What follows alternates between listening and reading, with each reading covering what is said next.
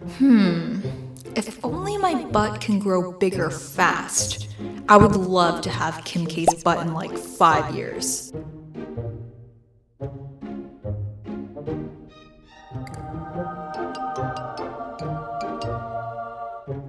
This is perfect. I can just jump into this time machine, skip ahead to 5 years, and I'll have Kim K's butt in no time. Here goes nothing.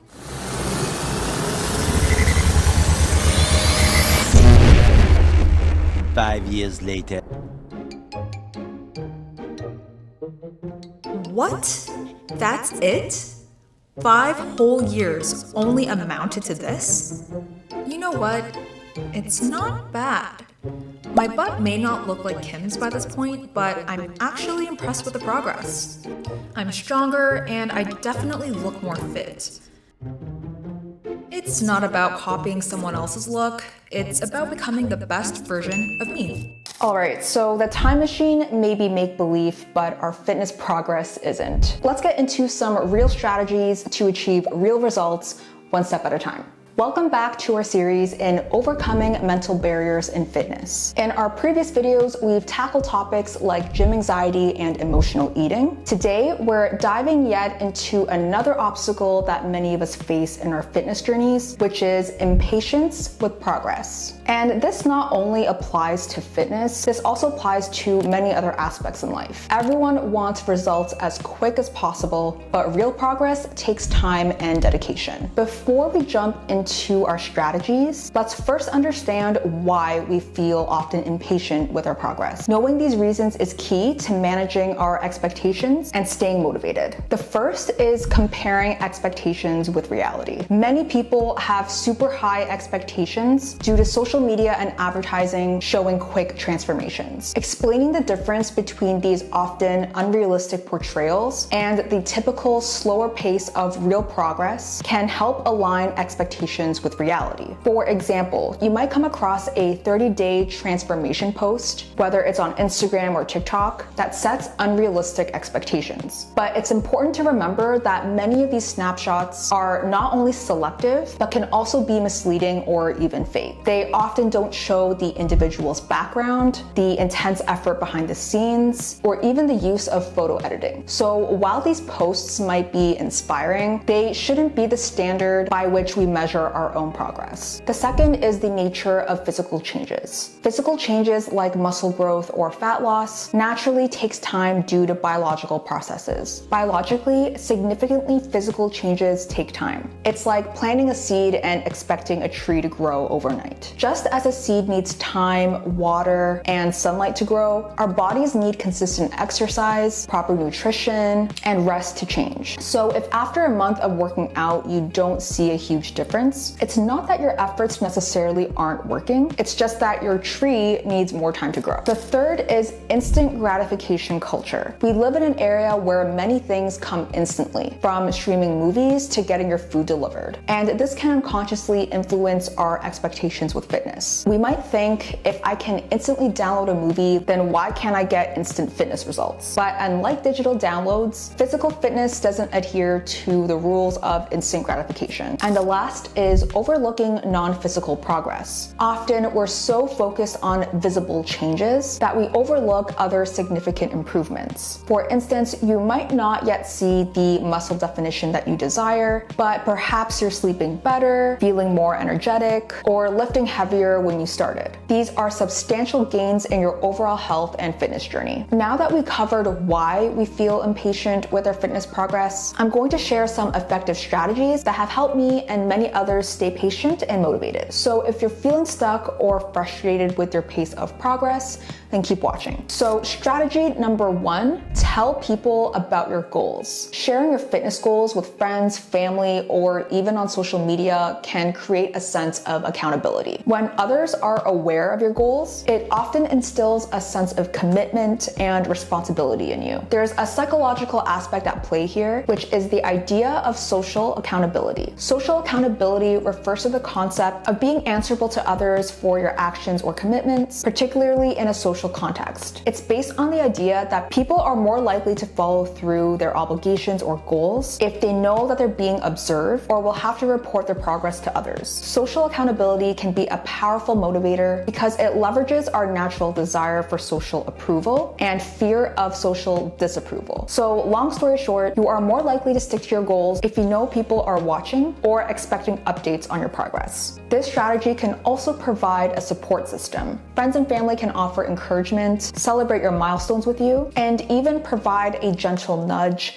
if they see you straying away from your path. Fear of embarrassment or not wanting to let others down can be a powerful motivator in staying consistent and patient with your fitness goals. Number 2 is set realistic and incremental goals. This includes breaking down your long-term fitness goals into smaller, more manageable milestones. This approach makes progress more achievable and less overwhelming. For example, instead of setting a goal to lose 20 pounds in a month, aim for a more realistic target like 1 to 2 pounds per week. It also helps to celebrate these small victories to maintain motivation. For example, back in 2021, I set a goal to grow my glutes, which was a big challenge, mainly because I didn't have the best butt genetics, if you know what I mean. To make this goal achievable, I broke it down into smaller, manageable steps. First, I knew I needed to gain weight in a healthy way, so I focused on adjusting my diet to support this. Next, I crafted a personalized workout plan with a friend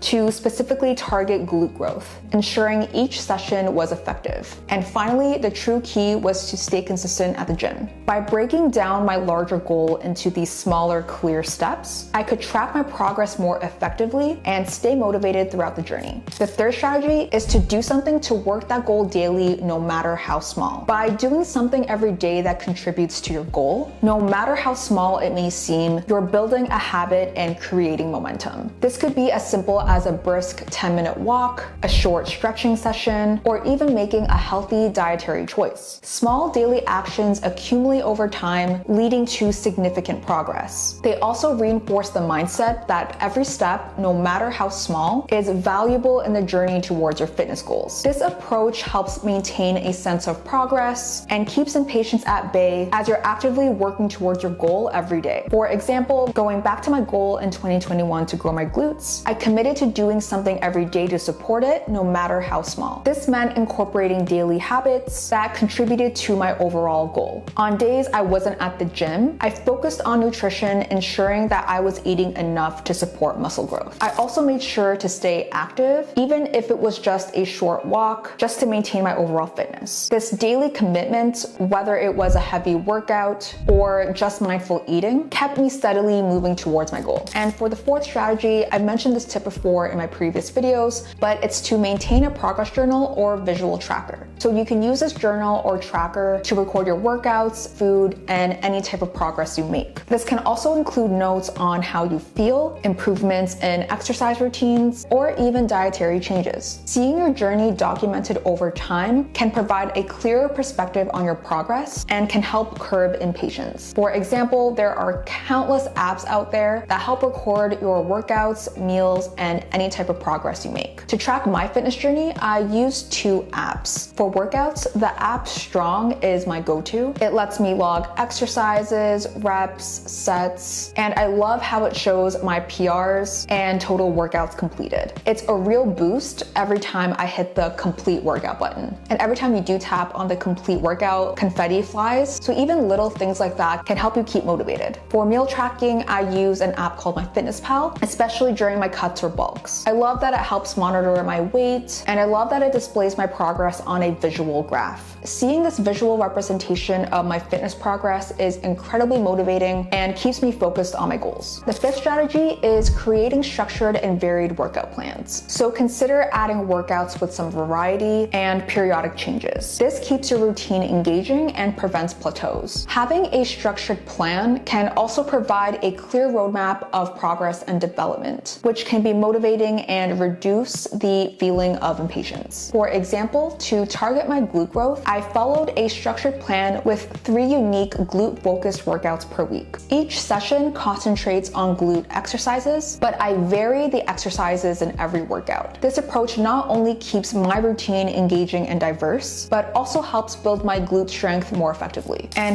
finally, the last strategy is to focus on skill development. This includes shifting the focus from purely aesthetic or weight-based goals to skill improvement. This could include mastering a new exercise technique. Seeing tangible improvements in skills can be incredibly satisfying and can shift the perspective from short-term results to long-term growth. For instance, if you want to master a new technique, you might aim to master a complex yoga pose or improve your form in strength training exercises. Achieving proficiency in these areas can be highly rewarding and offers a sense of achievement that goes beyond physical appearances. So by focusing on skill development, you shift your mindset to actually enjoy the learning and progress in fitness. This perspective helps you appreciate the journey and the small improvements you make along the way, rather than fixating solely on the end results. Therefore, you end up gaining a deeper appreciation for what your body can achieve. Thanks so much for joining me today as we discussed how to manage our impatience in our fitness journeys. Remember, fitness is a marathon, not a sprint, and the small steps you take each day add up to big results over time. Stay tuned for more videos in this series where we continue to break down the mental barriers in fitness. If you found this video helpful, please give it a thumbs up, share it with friends who might benefit from it, and don't forget to subscribe for more content. Keep pushing forward, stay patient, and I'll see you in the next video.